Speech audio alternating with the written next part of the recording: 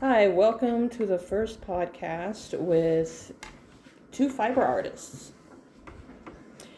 My name is Sarah. I am the artist and designer behind Azariah's Fiber Arts. And my name is Adonijah, and I am the designer and owner behind Ollie's Sheep and Wool. Full disclosure, Adonijah is my daughter. So while this is a podcast with two fiber artists, not all of the topics will be fiber arts. They will be fiber adjacent. So before we introduce today's topic, we are going to talk about what we are working on. Adonijah, you go first. I am working on a sleeved shawl for my mother-in-law. It is purple, made with wool from the Andes. I'm using Starling Heather from Knit Picks. I am working on a piece of my Naomi bag. It is crocheted, and I am using Brown Sheep Company's Nature Spun. This one is the sport weight version. All right, today's question, Adonijah and I have not had previous conversation on this, is my question, and it is, if not capitalism, then what? And I asked this question because I've seen a lot of posts and different various places about, we need to get rid of capitalism, we need to get rid of capitalism. Okay, so I did a little bit of research, not a ton, mind you, because I have other things to do, but the only alternative I found to capitalism was socialism. I am a college student in agricultural business and economics. So I have that kind of background. We talk about capitalism a lot because that's what our economies run on. I have taken 8 or 9 economics classes, and I am a junior in college, so Compared to me, who has finished high school and I have a certificate in copy editing, I know nothing about business except how, to run a home and my business, but like economics at large, no, that I don't understand. So I'm going to share what I think first, because other than, finding socialism, I think the actual problem is people have a problem with the way we're doing capitalism right now. They see the big companies, they see Amazon and even Walmart and things like Temu and Vivor and all this other stuff. And it's like the few companies are huge. And I saw something yesterday about, I think it was in California, they're trying to make a new rule about how much money CEOs can make compared to their lowest paid employee, and it's just not going to work. Okay, I don't think the actual problem is capitalism. I think the actual problem is monopolies. I'd agree with that. We talk about monopolies a lot. And I'd like to say that going into my degree, one of the big things that we were told from day one, I've been told this in almost every one of my classes, is you will never run your own business. You need to go to college with the expectation of working for someone else. And I do not think that's true. I do not align with that. My plan is to be an entrepreneur when I graduate. Um, but in agriculture, most of the cattle industry, most of the chicken industry is ran by the same 5 people, 5 companies. So we're told that it would be an honor to get to work for people like Five Rivers. And while they're great companies, it's still monopolized, and it really affects the production and quality of meat and brings down the monopoly, or not the monopolies, um, brings down the small businesses and their abilities to make a living wage. And capitalism, as I was taught in high school in my AP Gov class, is the idea that you can run your own business and sustain your family off of your own product instead of having to work for someone else. It was never the idea of being like the oil or the cattle that's monopolized. And I think that's something people are getting mixed up is the difference between capitalism and monopolies. Yeah, because if we don't have capitalism, then all of us entrepreneurs we're gone. Yeah. We're going to be assigned a job and told what we can do, and our creativity is gone. Um, the values and products that we want to use and promote, that's gone. Those choices are gone. So I think the problem is the monopolies and the way people are looking at it. And I would agree. You've got the ag background further than I do because you've been in school, even though we we both did the 9 years on the farm. But in the fashion industry, we've got fast fashion, which is the equivalent of the monopolies. I mean, and Americans are so instant land driven, like they have to have everything now and everything has to be faster. Do you think we're ever going to get out of it? Um, I don't think we will. Not in this generation, anyways. I think it's going to require a slight economic collapse, which is based off the data I've looked at, is nowhere in our future. Um, except stuff is getting worse. Um, I think it would take a very dramatic change, and people would have to understand what it's like to be without anything, to not be able to just walk into Walmart or Five Below and get something out of convenience, that they have to make stuff by hand. And I don't know if we'll ever get there in this generation. Or it's to your door in 2 hours or 2 days from the grocery store, Walmart or Amazon, you know. I find that one fascinating. And it's expensive. That is expensive. I don't know how people afford the cost of convenience, not just the financial cost, but that's a whole other topic and conversation for another day. What has fed this high, I don't even know what to call it, mega capitalistic need? I mean, it's got to exist for a reason. I mean, it goes back to the Industrial Revolution when stuff started becoming convenient. When, I mean, look how many people were dying then just trying to get the product. It was all for the number. You were a worker, you weren't seen as a person or anything like that. And I don't think much has changed. I think we've made laws, labor laws and stuff, and be like, oh, this protects our people. But people are getting laid off more than ever now. And it's greed is what it comes down to. It's this want for more money. And I don't think I will ever understand that as someone who doesn't really care too much about money. As long as I have my yarn, I'm good. Okay, so want for more money. So Jeff Bezos wants more money, so everybody starts buying from Amazon. Something's got to drive that. It's the people. It is the people. It's the choice the people are making because they go to Amazon and buy. I remember, y'all, when Amazon was only books, like with paper, and they delivered the books to your house. Everybody thought that was the greatest thing because at that point in time, we were afraid that books were going away and were going to go by the wayside. And it's like Amazon was here to save the book. So everyone was so excited when Amazon was books. Well, now Amazon's everything. Anybody and everything, even the small businesses, can be on there and sell their product. And to me, that's a sellout move because you're just supporting the big capitalism. And we're talking to in school about how great Jeff Bezos is, and we should look up to him. And while we will never be that, it's so cool to see someone succeed that much.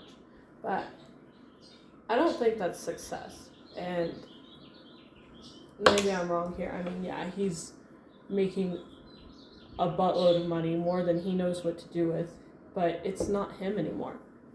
He's just the face. He's the greed. And I don't see the purpose, but obviously there's a demand for it because everybody buys from Amazon, except for me. Yeah, I broke up with Amazon long time ago. It's been nice. So how do we fix it? Other than a dramatic shift in the economy. How is there a way we can fix it without having to feel the negative? I would say no.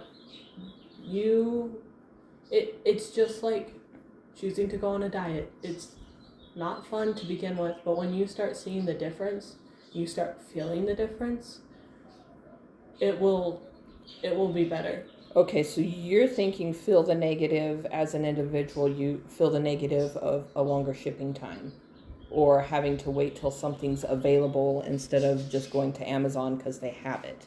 Exactly. Okay, I was a little bit more. I was thinking, how can we change this as Americans without feeling the negative economic impact and then finally being forced to make a decision? What choices could we make to move forward without being forced? Well, for one, boycott Amazon. And unpopular opinion here, but the economy will not collapse if you stop paying for Amazon or stop shopping at those places like Temu and buying a product because it's fun but you're never going to use it, and being minimalistic, because the economy should not run off of the 1% like it is now. If the 1% is the only one that's going to feel it, why do you care? Just boycott it. Support the small businesses. Give your money to a product that's going to last forever, not something that's going to end up in the landfill and last forever there. It's not what we mean when we say lifelong or lasting a lifetime. We don't want it in the landfills forever. Buy local. Yes. Buy US made. US made is important, and it's not perfect. We acknowledge that. It's Walmart not perfect. is a great place to buy US made products. Oddly. Yes. Say it again, Adonijah. Walmart is a great place to buy US made products.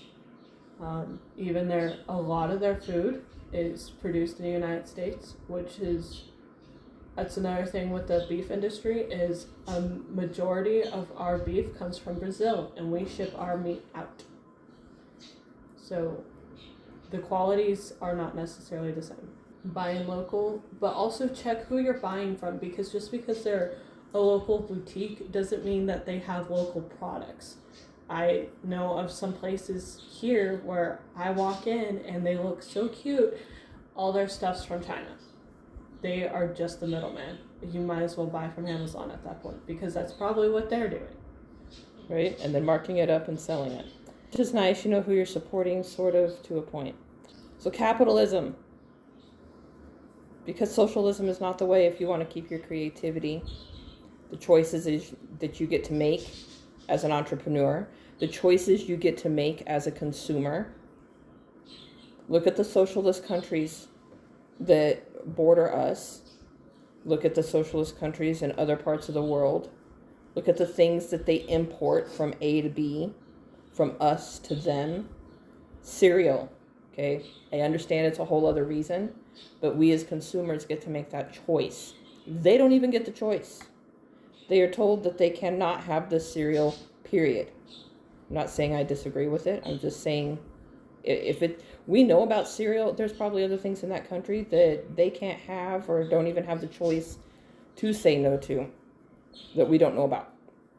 And understand the difference between monopolies and capitalism, and don't blame the capitalist movement. At some point there is a shift between capitalist and monopoly, and capitalist is what gives you the right to make your own money and to support your own family through your work instead of working for someone else. Not that there's anything wrong with working for someone else, but don't support the big man and blame the people that support capitalists like it's their fault. Vote with your money and let your actions follow your words. If you don't like capitalism, then don't support it. I don't like the monopolies, so as much as possible, I don't support them. There are things at Walmart that I have the choice to say no to. like the delivery service. I say no to that because they're making money on that, thinking and telling you that it's more convenient. But they're making your choices now. Yeah, you get to pick some of them from the internet, as you put in your cart, but they're making your choices now, guys. Don't let them do that.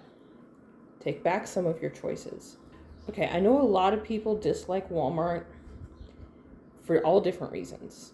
They don't treat their employees well, they don't do this, they don't do that. And I know Amazon's in that same boat quite often too. To a point, you have a choice of where you can work. There's always another job if where you're working is that bad. Then you need to be working hard to get out of that place. I get that. And I'm not saying that these companies are perfect by any means.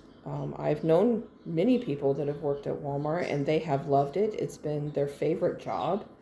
And they were all treated well, and this was in different states and different locations and things of that nature. As a consumer, as a mom raising a family of 3 on one income, I was very thankful for Walmart because it's how we were able to put food on the table, more food on the table, better food on the table. The kids are grown and gone, so jack of all trades and I's grocery budget is not any smaller. We have shifted to more U.S. made food products, like cheese and dairy and things like that, because we can afford that now with just the 2 of us. But recently, so my mom lives in the same town that we do, but she doesn't shop at Walmart just because she literally lives across the street from the grocery store. So she goes almost every day to get what she needs. And she was complaining about the cost of tomatoes. That the Roma tomatoes, I think, were like $3 or $4 a pound for a while. I never saw that price at Walmart. There's a canned tomato product that my mom likes that got really expensive at her little grocery store. Walmart didn't carry it for a couple of weeks, but the price never went up.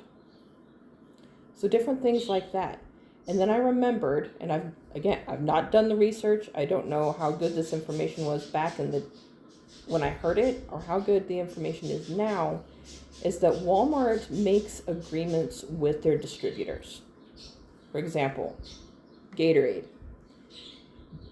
Gatorade has product X. Walmart's willing to pay this amount for product X, but if Gatorade's not willing to sell it for that, that is their choice. Walmart is doing that so they can put it on the shelf at this price. Still make some profit, but make the product available affordably to the people that are coming into the store to buy it. And I think that's why tomatoes never did go up at Walmart. They have since gone back down at the little grocery store my mom shops at. Gatorade is now back on the shelf. And I think that's a great way to do business. Because if it's something that I as a consumer really, really want and Walmart doesn't carry it, I'm going to go find it somewhere else and be willing to pay the extra money. So if Walmart is not willing to pay the higher price to have that product in their store, that is their choice as a business. If the distributor, Gatorade, said tomato company, whatever, is not willing to take a lower price so that they can sell that product to Walmart, that is their choice as a business as well. That's capitalism at work, in my opinion.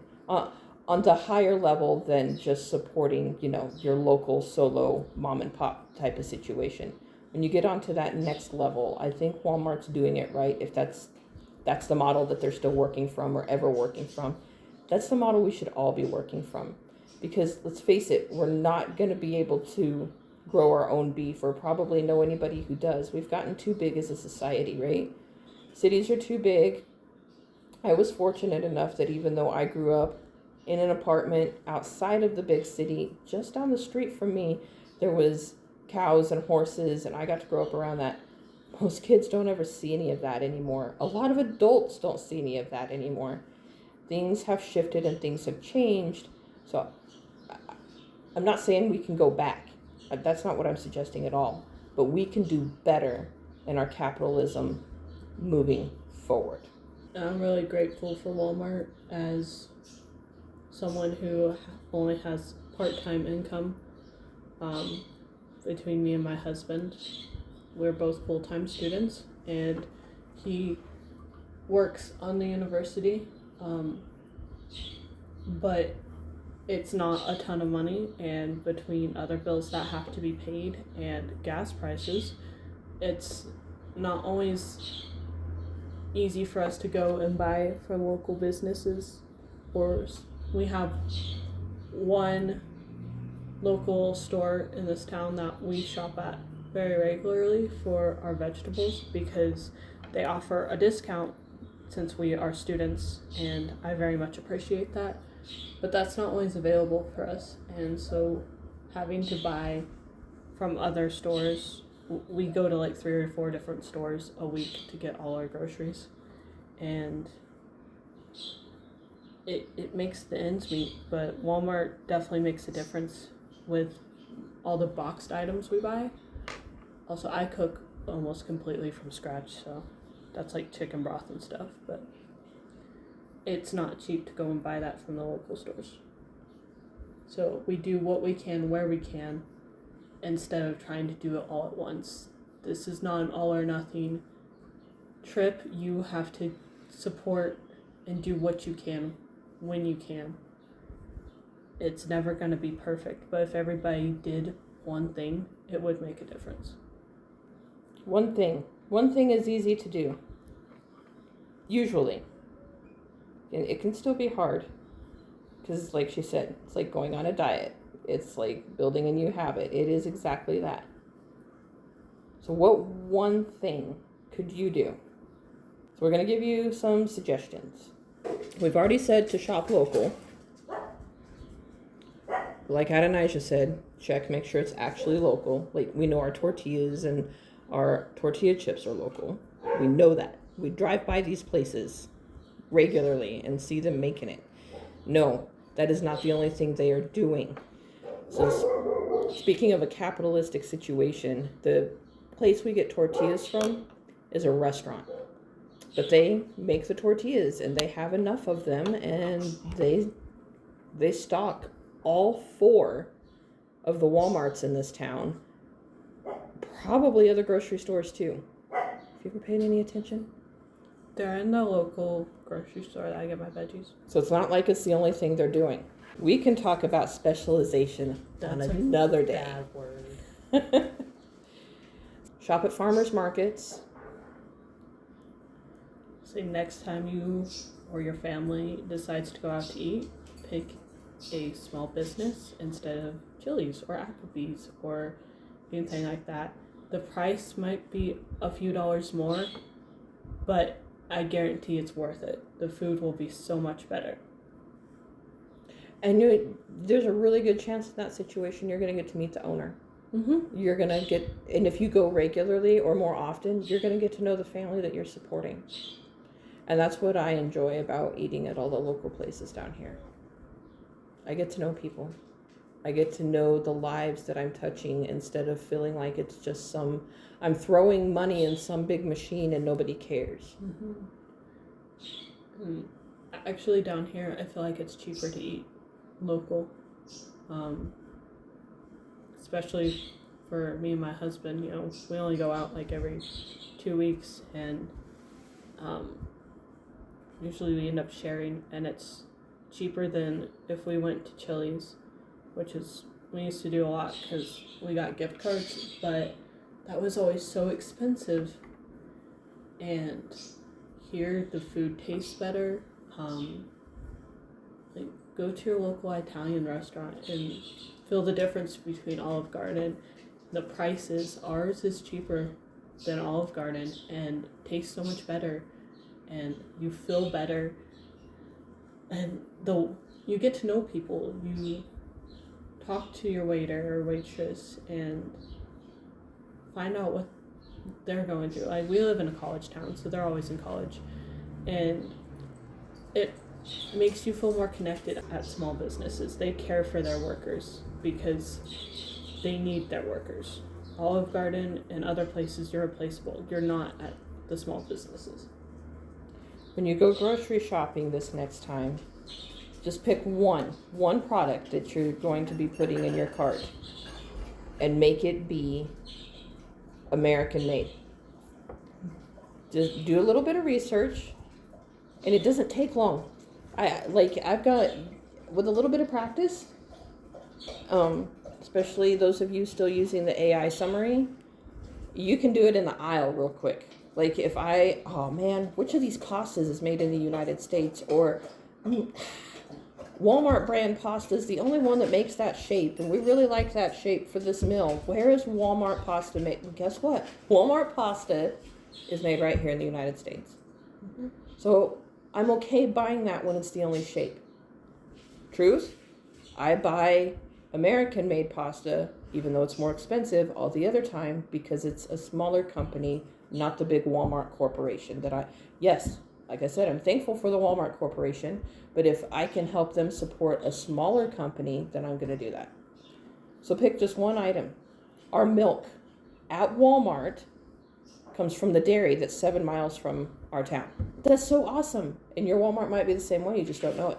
Mm-hmm. You just got to look. Read the labels on especially the dairy meat products, your eggs and stuff, and understand that most of the cruelty-free or cage-free isn't as nice as it sounds.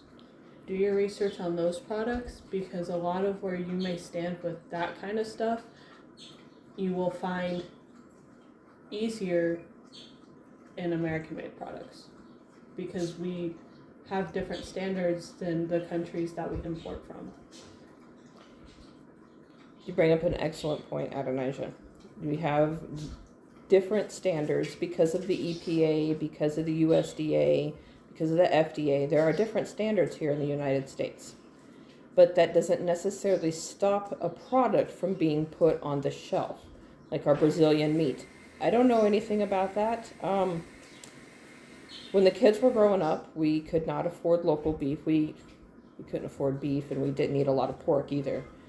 The kids grew up off of turkey, which I can't even begin to tell you where it came from, but it sustained everybody, and everybody turned out okay. Shortly, a couple years before we moved from Colorado to New Mexico, Jack of all trades got a raise, and we were able to afford what we all referred to as ranch meat, because it came from a ranch that was about 20 miles from the house. And it was so good, and it was so amazing and so delicious. Well, when we moved to New Mexico, we didn't have that anymore. We have a small mom and pop grocery store that's been around for, I'm not even sure how long, at least the 80s, but maybe even further back than that. It still looks like it. Yeah, it's not changed. It's not changed, but you know what? It's clean. And there's still a butcher back there that actually cuts the meat off the bones and stuff like that. But that's where we get our beef. And while I can't say it's 100% like actual American beef, it's local because we live in southern New Mexico, and this beef is from the Chihuahua Desert. It's from around here, and it's so delicious. The quality, you can taste the quality. But that's on the meat side. Now, other products, for example, Adonijah and I were grocery shopping a couple of weeks ago, and one of us picked up a package of pads and got excited because it was made in the United States. Well, we decided we wanted a different size, and that package was not made in the United States. Okay, well, that's fine. I need this size. I'm going to try it. We're going to get it anyway. An allergic reaction with the first one. Wearing the first one caused an allergic reaction. That is because the standards in the United States of the way we manufacture things, the chemicals we use, the processes we use, and all of that are higher than they are in a lot of other countries that we pay to do our manufacturing. And those chemicals still end up over here in those final products, guys.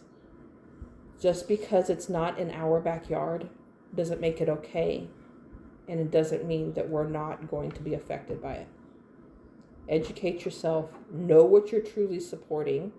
Like Adonijah said, cruelty-free and free range may not be exactly what you think.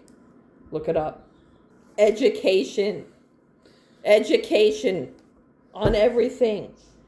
We can't just be lemming consumers. That's how we got into this mess. And don't expect the government to educate you, because they do not care. No, because they're making money off the uneducated. taxes.